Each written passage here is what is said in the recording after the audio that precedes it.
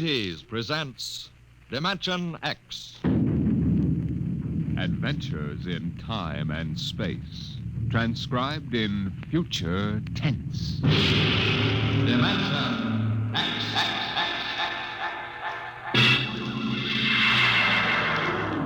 On stage tonight, Dimension X, another in the Wheaties' big parade of exciting half-hour presentations. I'm thinking of a girl. Very pleasant person, very attractive, too. She has cool hands, a nice voice, and a gentle manner. She's crisp and efficient, but she needs help badly. She's the American nurse, and her problem is this.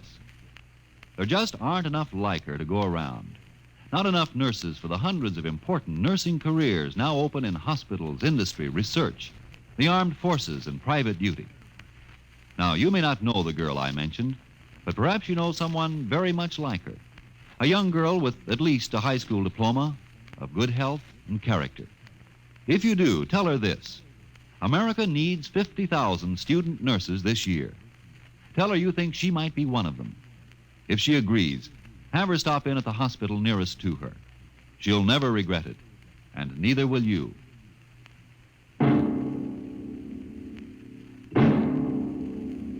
Now, tonight's adventure into the world of the unknown, the world of Dimension X. The doll shop stood on a quiet Washington side street, not too far from the sprawling Pentagon building. A woman and a child waited outside, the little girl peering eagerly through the window at the dolls inside, and the woman glancing impatiently at her wristwatch, as if expecting someone who was late for an appointment. And there was nothing about the doll shop to warn them that they were waiting to keep an appointment with doom. Oh, Mommy, look! Yes, what is it, dear? In the window of the shop, the tiny dolls. Oh, Mommy, do you think Daddy will buy me one? Well, we'll ask him when he comes, dear. He said 3 o'clock on this corner. I see him, Mommy. There he is. Oh, Henry, here we are. Hello, dear. Hi. Sorry I'm late. Well, we've been waiting for you. Cindy's been So telling... I'm afraid I'll have to call off the shopping, Alma. Oh, Henry, we promised. Yes, I know. Cindy. I'm sorry. It's just one of those things. You've been the wife of an Army colonel long enough to know his life isn't his own. What is it this time? Oh, some more of that flying sphere nonsense. The pilot who says he sighted it last month crashed and was killed today, so the general wants a full report. Dear, what next? Daddy. We'll have a staff meeting at the Pentagon at 3:15. Daddy, look in this window. Oh, I haven't time, dear. Just for a minute, Daddy, please. Cindy, I haven't time to stop and watch a bunch of 6-inch dolls parading around in the shop. Say they are lifelike, aren't they? Look at that, Alma. Dolls are marching around like a regular review. They've even got their own little band. Henry, your staff meeting. Oh, yeah. Yes, I've got to run. Now, look, don't go spending a lot of money on that nonsense, Alma. No, dear. Bye. Bye, dear. Bye, Cindy. Bye, Daddy. Oh, Mommy, look. Look, the band's going to play. Aren't they wonderful, honey? You know, it's funny. I must have stood on this corner 1,000 times, and I've never even noticed this shop before. Good evening, children. Oh, well, good evening. Mommy, he talks awful funny. Hush, Cindy. Would you like to step inside the shop of Santor Perigi? Well, yes, we would. This way.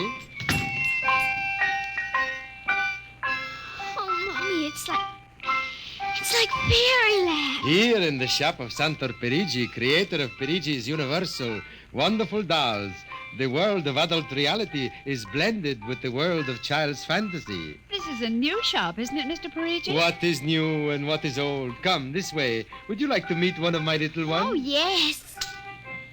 This one in the red jacket is Toto. Speak, little one. How do you do?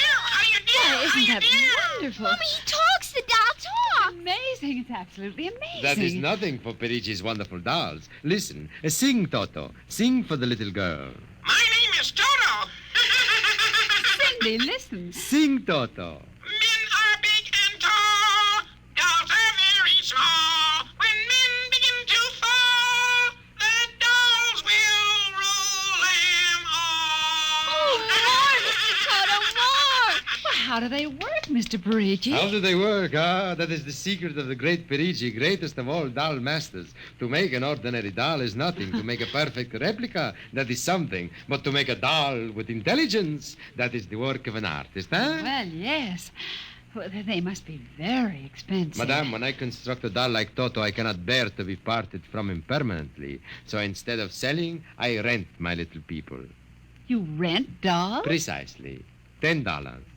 I have but one request. When you grow tired of my dolls, you must return to me in good condition. Oh, Mommy, could we take him home? Take him home! Take him home! Take him home! Oh, look, Mommy, look. He's bowing and dancing. Oh, Mommy, he wants to come. Please, I'll take such good care of it, please. Well, honey, we'll have to deal with your father later, but... Well... Oh, Mommy. All right, wrap him up, Mr. Perigi. Oh, dear, I have a feeling when your father comes home, we'll be sorry. Be sorry! Be sorry! Be sorry! Be sorry!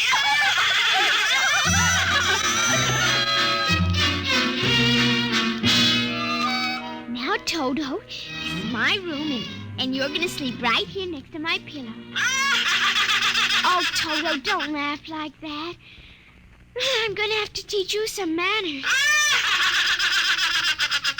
You be quiet, because my daddy will be home soon, and he's a colonel in the army, and he'll bust you to private if you don't behave. Now, you wait here. I'm going to introduce you to my puppy dog, Mr. Blister.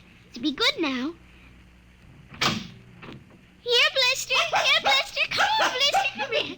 Mr. Blister, now this is Toto. Oh, dear, I don't think Mr. Blister likes you, Toto. Stop it, Mr. Blister. Now, come over here and shake hands with Toto, Mr. Blister. Come on, now. Mr. Blister, let him go. Let go. Let go. Cindy, Mr. Blister, come over here. Why, what happened, dear? Mr. Blister tried to bite my doll. Look how frightened Toto is. Dolls don't get frightened, Cindy. But he is, Mommy. He screamed. You just imagined it, honey. But he did. He did. Well, Mr. Blister didn't mean it. You know he's the gentlest little pup alive. He isn't. He's nasty and I hate him. Cindy, you've hurt his feelings. Okay. He tried to buy my new doll, and I don't ever want to see him again. Ever. Oh, dear. All right, Mr. Blister, you come downstairs with me. Come on now. Cindy's angry at you tonight. I'll kill him. Why, Cindy, where did you hear a thing like that? Toto said it. I see. Well, you've had an exciting day, honey. You brush your teeth now and go to bed. Daddy's coming home late, so we'll see you in the morning. Hmm? Good night, darling. Sleep well. I hate him, Mr. Toto. I hate him. Hate him! Hate him! Hate him! Hate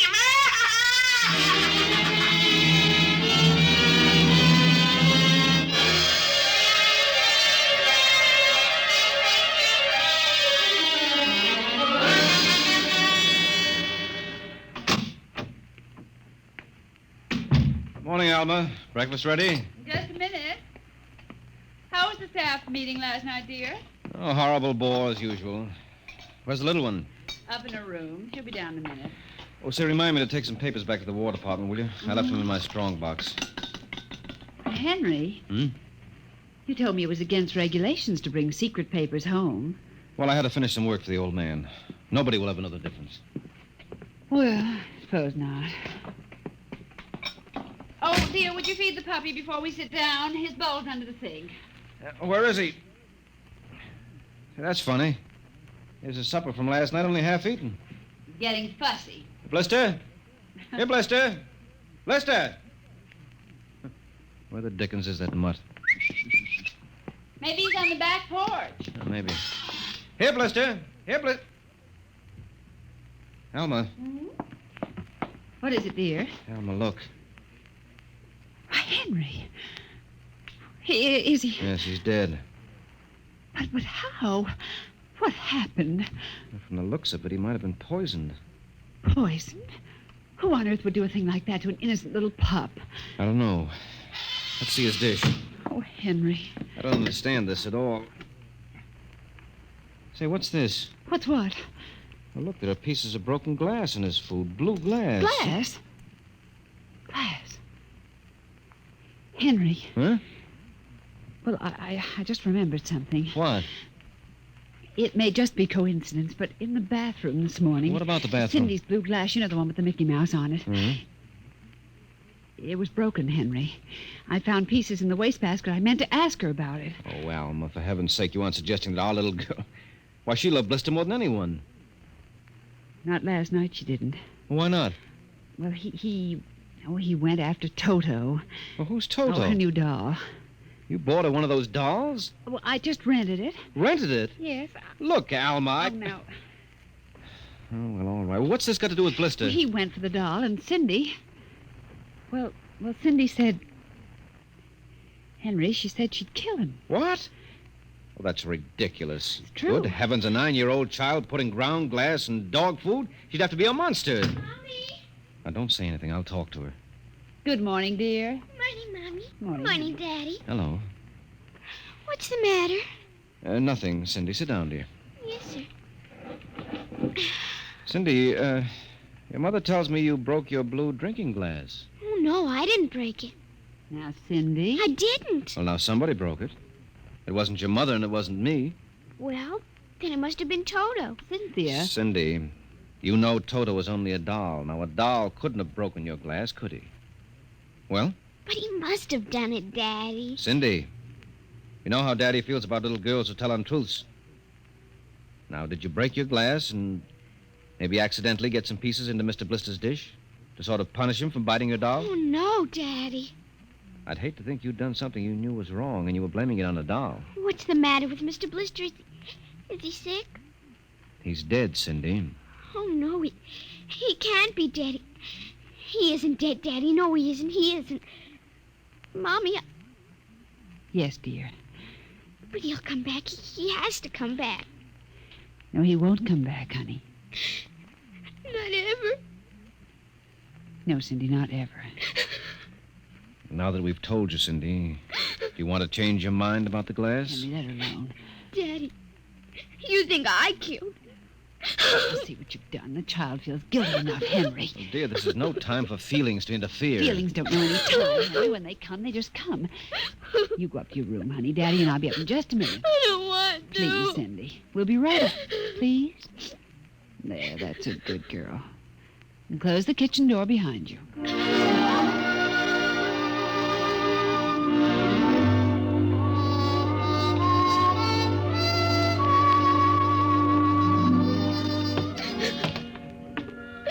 Mr. Blister's dead. And he isn't coming back. Ever. Ever. Daddy thinks it was me, but it was you. It was you!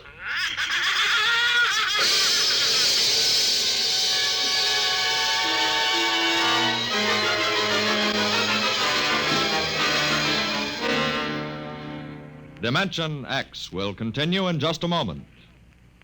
You know, friends, Breakfast of Champions is a whole lot more than a phrase written across a package of Wheaties. There's one thing I could tell you. I could tell you that it means champions in the world of sports eat Wheaties. And it's so true. You bet it is. But I've got a better idea, and one I think you'll like. I think perhaps you'd rather get the story from a champion himself. So here is a champion. Will you introduce him, Ed Prentice? Now, young man, will you tell us what you do for a living? I pitch. You what? Pitch. You know, baseball. To have a baseball team, you have to have a pitcher. I'm a pitcher. I pitch. Oh, yes, I see. And are you on a team? Yes, sir. I'm on the Cleveland Indians. Cleveland Indians, hmm? What is your name, young man? I'm Bob Feller, and you know it as well as I do, Ed. Sure I do, Bob. It's good to see you. This makes your 14th season playing with the Indians, doesn't it? Yep, Ed. 14 years. Well, tell me, Bob, how long you been eating Wheaties? Oh, about 20 years, give or take a couple. You mean you started eating Wheaties before you started playing ball? Why, of course. What's so strange about that? Most people start eating Wheaties before they get to playing ball. In fact, most people never start playing baseball. You don't have to be a ball player to enjoy the lift you get from Wheaties with milk and fruit. You're right as rain, Bob. No champ ever said a truer word about Wheaties, Breakfast of Champions.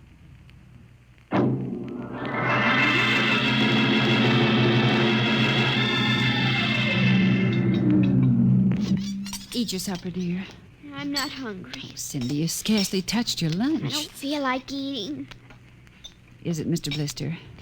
Oh, Mama. Cindy, answer your mother. Now, Henry, she'll work it out in her own way, dear. Oh, I don't know. When I was a boy, there was such a thing as discipline. Where this child is being brought up... Henry. Well, it's true. There's no respect. Lying. Oh, I don't know. Alma, what's happened to us? We were a nice, peaceful, happy family until you bought that cursed doll. Now who's blaming things on the doll? Well, it's true. Henry. You wanted to get some papers from your strongbox. What? Oh, yes. Excuse me. Will you try to eat something, Cindy? Now, darling. Yes, ma'am. Alma! Alma! Yes, Henry, what is it? Alma, it's gone. What's gone? The strong box is gone. Well, it can't be. The door to your study's always locked, and you and I have the only keys. I know all that, and I tell you it isn't there. Well, who would I don't know, Alma. Those confidential reports, if they ever get into the wrong hands... Oh, I warned you about keeping them here. Oh, what if it ever came out in the open? Can't you see the papers? Army colonel, derelict in duty. Call the police, Henry. What, and throw my career in the wastebasket after 17 years? And we've got to find it ourselves. But it was there when I went in to clean this morning. Well, what about your key? Well, it's right here. I always keep it right with me. That's funny. Oh, no. But my other keys are all on the ring. You've lost it. I don't see how. Alma, how could you do it? Henry, please. Come on, we'll search the house. I can't think of anything else to do. Oh, dear, you're going to miss your staff meeting. Well, all right, never mind the meeting. My whole career goes up in smoke if we don't find those reports. Now, somebody get hold of your key and open that room. I know Cindy. Oh, let the child alone. She's been through enough. You know she wouldn't do a thing like that. I don't know anything anymore. I don't know my own child. I don't even know you. Henry. All I know is that strongbox is gone with papers that are dynamite if the wrong person gets them. The question being who? What's that? Coming from upstairs.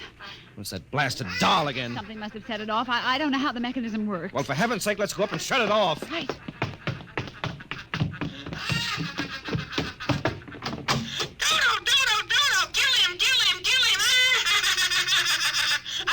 Stop it. How do you do? Blasted little imp! There. Henry, Ever since we've got this thing... Henry. What? look. Where? What? Around the doll's neck. The key. The key to your study. It was Cindy, after all. I don't believe it. Ever since she got this fool doll, she's been acting half insane. First the dog, now this. I think she hates us, Alma. Henry, Cindy is my child, and I know her. I know she's a good, sensitive little person with no malice in her. You're just simply refusing to face the facts, dear. What are you going to do? I'm going downstairs and have a talk with that young lady.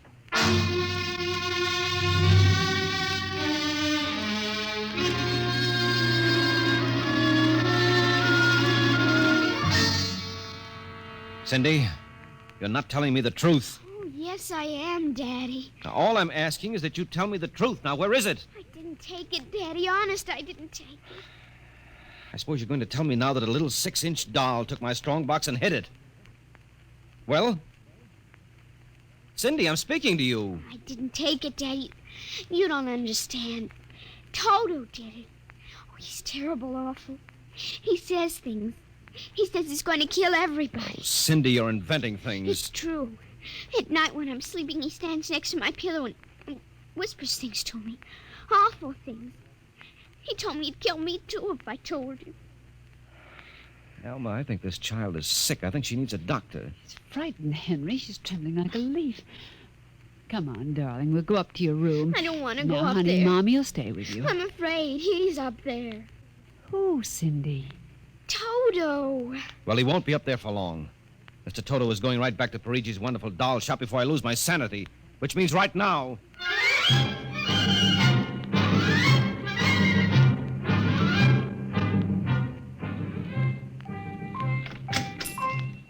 Ah, Colonel Grayson.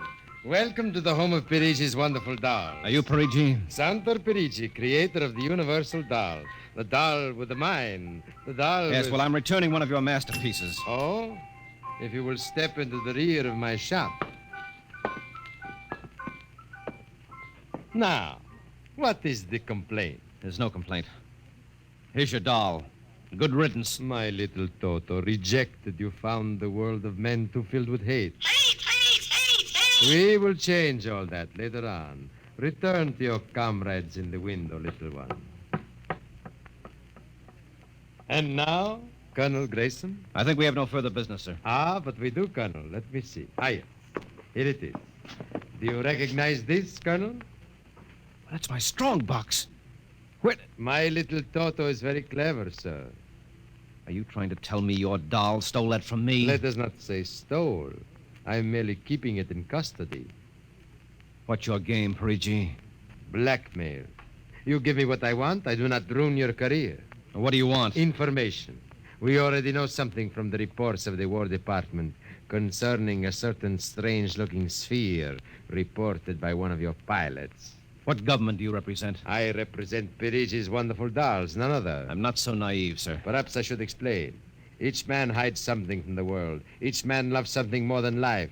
With the help of my wonderful dolls, I obtain personal information which enables me to control the men who control the world. Men like you. Hand over that strong box. I warn you, I have a gun. Give it to me. You are being foolish. Put down that walking stick. Now. No closer. Now!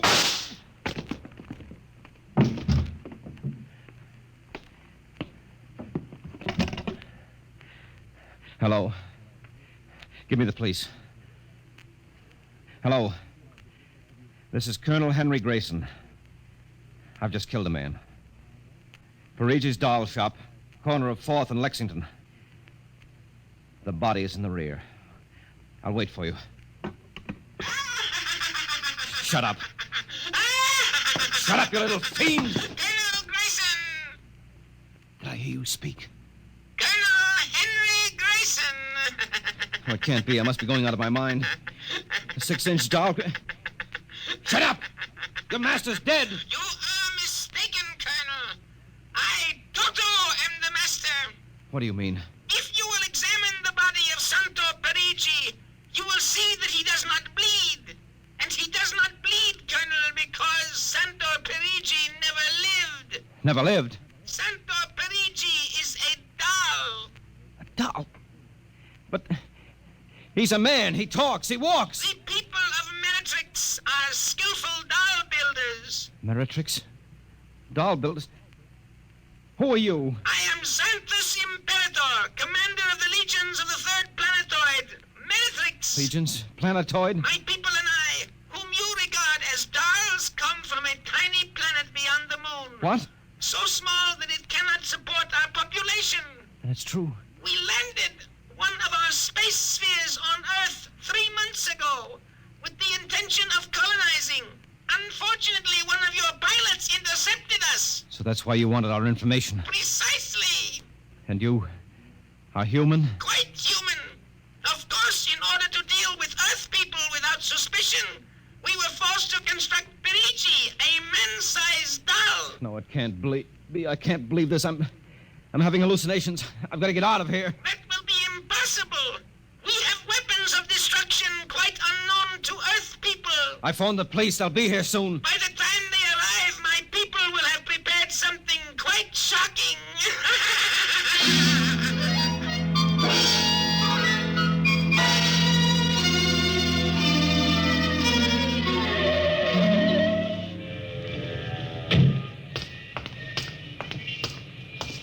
Keep me covered, Ryan. Okay, Sarge. All right. You the guy who turned in the call? Yes, that's right, Sergeant. Where's the body? Well, you see, it isn't exactly a body. What do you mean? It's a doll. What? Now, wait, you've got to let me explain. I know this sounds fantastic, but I've stumbled onto an unbelievable plot. Yeah? Keep talking. Well, you see, these little dolls, they aren't really dolls. They're tiny people. Now, there's a big doll named Santo Perigi.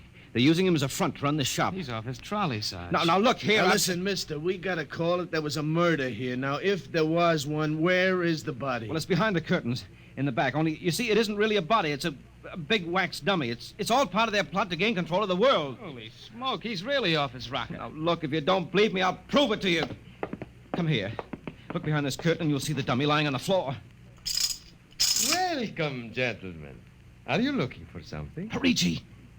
This is impossible. I smashed his skull. Do you know this guy? That's the one, the doll. What's your name, mister? Perigi, Santo Perigi, creator of the universal doll. Uh-huh. You ever see this man? Never until just now. That's not true. He's lying. I tell you, he's nothing but a big doll. The real masters are the little dolls. Ryan, are you getting this? He's wacko, Sarge. No, Nice as a fruitcake. I'm not crazy. I tell you, I can prove it.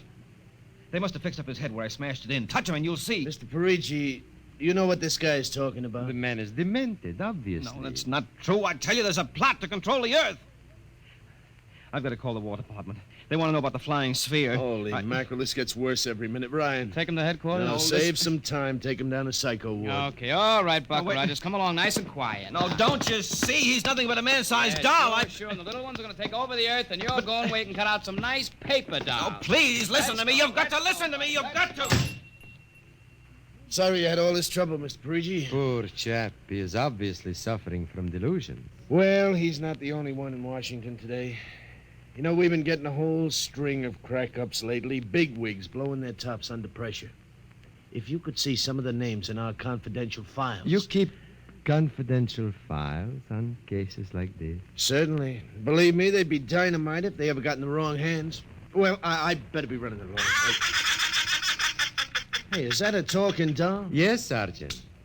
My name is Toto. I dance and sing. Well, I'll be... Hey, my little girl would be nuts for that. So? Then please accept the doll for saving my life. That madman might have killed me. Yes, but Take Toto home with you as a gift. Well, I don't know, Mr. Perigi. It's against regulations for us to accept favors. But this is not for you. It is for your little daughter. And if you will only take the doll and give him a good home, you will be doing me a great favor. Well, then, if you insist, and thanks very much. When my kid sees this, will she be surprised? Yes, Toto will come as a great surprise. A very great surprise.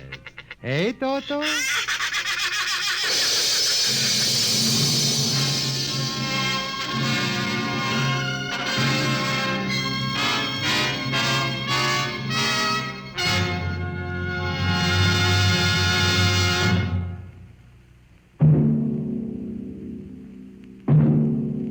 Tonight, Dimension X has transcribed Perigi's Wonderful Dolls, an original radio drama written by George Lefferts. Les Damon appeared as Colonel Grayson and Joan Alexander as Alma, with Ninice Alexander as Cindy. Joe DeSantis played Santor Perigi, and Leon Janty was Toto, the talking doll. Engineer Bill Chambers. Your narrator was Norman Rose. Music by Albert Berman. Dimension X is produced by Van Woodward and directed by Edward King. In a moment, we'll tell you about next week's show. And now, here is your Wheaties man, Frank Martin. Look at your Wheaties in a cereal bowl, and, well, they look pretty innocent, don't they? They're crisp, all right, and golden brown. And you know they've got that wonderful Wheaties nut-like taste. But where does all that energy come from? What is it about Wheaties that give you all those vitamins and minerals and protein? I'll tell you what it is. There's a whole kernel of wheat in every Wheaties flake. Not just a portion of a kernel, mind you, but a whole kernel of wheat. Now, that begins to explain things, doesn't it? Tells you why Wheaties Energy helps you feel good all morning long, like I keep saying. No wonder they're America's favorite whole wheat flakes, breakfast of champions and all that. Now you know why Wheaties at 7 can help at 11. Wheaties. Next week, the strange story of a curse that came true. It's the story of the Castaways, another adventure into the unknown world of tomorrow, the world of... Dimension X. And this is the Wheaties man, Frank Martin, inviting you to listen Saturday, that's tomorrow night, to Joel McRae in Tales of the Texas Rangers on the Wheaties Big Parade. See you then.